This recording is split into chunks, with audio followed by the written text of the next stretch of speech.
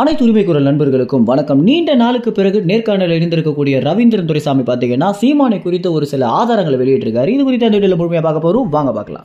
பொதுவாகவே நாம் தமிழர் கட்சியுடைய நிர்வாகிகள் குறித்தும் நாம் தமிழர் கட்சியின் தலைமை ஒருங்கிணைப்பாளர் சீமான் அவர்கள் குறித்தும் ஏதாவது ஒரு விமர்சனம் வந்துச்சு அப்படின்னா அதற்கு ரவீந்திரன் துரைசாமி என்ன விளக்கத்தை சொல்ல போறாரு, என்ன விமர்சனத்தை வைக்க போறாரு அப்படின்னு தெரிஞ்சுக்கிறதுல அனைவருமே ரொம்ப ஆர்வமாக இருப்பாங்க அப்படின்னு தான் சொல்லணும். ஏன்னா நாம் தமிழர் கட்சி துவங்கப்பட்ட காலத்திலிருந்து இப்போ வரைக்கும் நாம் தமிழர் கட்சியை பிற கட்சிகளோட சரிசமமாக நடத்தக்கூடிய ஒரு பத்திரிகையாளராக ரவீந்திரன் துரைசாமி தான் இருக்காரு அப்படின்றது தான் நிதர்சனமான உண்மையாகவே இருக்கு.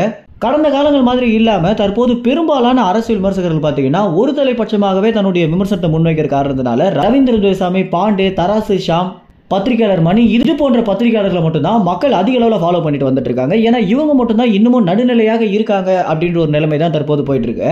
இதுல ரவீந்திரன் துரைசாமி பாத்தீங்கன்னா சீமானை குறித்த ஒரு விமர்சனம் பண்றாரு அல்லது சீமானை குறித்து ஏதாவது பெருமையாக பேசுறாரு அப்படின்னா நிச்சயமாக அதற்கு பின்னணியில நிறைய ஆய்வுகளை மேற்கொண்ட பிறகுதான் பேசுறாரு அப்படின்ற ஒரு காரணத்தினாலதான் ரவீந்திரன் துரைசாமியோட நேர்காணல் பாத்தீங்கன்னா அதிக அளவுல மக்களால் பார்க்கப்படுது.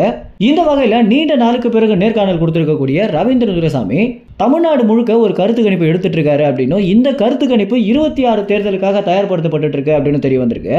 ஆரம்பத்திலேயே மக்களவை தேர்தல் நடக்கிறதுக்கு முன்னாடியே இந்த முறையும் கட்சியுடைய சின்னம் பறிப்போனாலும் சீமானுடைய வளர்ச்சி உச்சத்தை தான் தொடும் அப்படின்னு சொல்லியிருந்த மாதிரியே கிட்டத்தட்ட 5 லட்சம் வாக்குகள் பாத்தீங்கன்னா புதிதாக வந்துருந்துச்சு. இப்படி ஒரு தேர்தலுக்கு முன்பாகவே ரவீந்திரன் துரைசாமி கொடுக்கக்கூடிய பல விஷயங்கள் பாத்தீங்கன்னா ரொம்ப உண்மையாக இருக்கு அப்படின்னு தான் சொல்லணும். இந்த வகையில தற்போது ரவீந்திரன் துரைசாமி என்ன சொல்றாரு அப்படின்னா இப்போ வரைக்கும் டெல்டா பகுதிகளில் தன்னுடைய கருத்து கணிப்பை நடத்தி முடிச்சிருக்காரு அப்படின்னும் இதுல வச்சு பார்க்கும்போது சீமான் கிட்டத்தட்ட 40 லட்சம் வாக்குகளுக்கு மேல வாங்குவாரு அப்படின்றதான் ரவீந்திரன் துரைசாமி சொல்லக்கூடிய தகவலாக இருக்கு. அது மட்டும் இல்லாம தமிழ்நாடு முழுக்க எடுத்து பார்க்கும்போது கிட்டத்தட்ட 1 கோடி வாக்கு சீமான் வாங்கிடுவாரு அப்படின்றதான் பெரும்பாலும் கிடைக்கக்கூடிய கருத்து கணிப்பு தகவலாக இருக்கு அப்படின்னு ரவீந்திரன் துரைசாமி சொல்லும் போது நெறியாளர் பாத்தீங்கன்னா இதுக்கெல்லாம் சாத்தியமே இல்லை அப்படின்னு ரொம்ப ஏளனமாக பார்க்கிறதையும் அதுக்கு ரவீந்திரன் துரைசாமி பாத்தீங்கன்னா என்னுடைய கருத்து கணிப்பு எல்லா இடங்களிலுமே எவ்வளவு உண்மையாக இருந்திருக்கு அப்படின்னு பார்க்குற ஆடியன்ஸுக்கு தெரியும் அப்படின்னும் 26 தேர்தலுடைய முடிவுக்கு பின்னால நான் ஒரு நேர்காணல் கொடுக்குறேன், அப்போ இந்த மாதிரி நீங்க பாக்குறீங்களா பார்க்கலாம் அப்படின்னு சவாலாகவே ரவீந்திரன் துரைசாமி சொல்லியிருக்காரு.